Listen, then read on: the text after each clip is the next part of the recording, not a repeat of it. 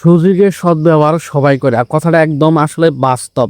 বাংলাদেশে এই সমস্যাটা কিন্তু এখন হয়েই গেছে গা।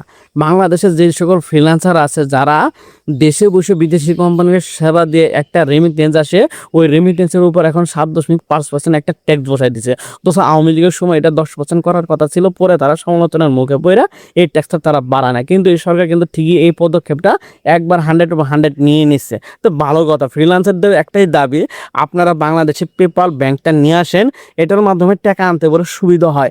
অনেক ভাইয়ার আমাদের বাংলাদেশিদের কাজ দিতে চায় না, কারণ এই একটা ঝামেলা, অন্যভাবে অন্য উপায়ে বাংলাদেশের টাকাটা আনতে হয়। পেপাল হলে পরে আমাদের সুবিধা হয়, আমরা দ্রুতর মাধ্যমে বাংলাদেশের টাকাটা আনতে পারবো।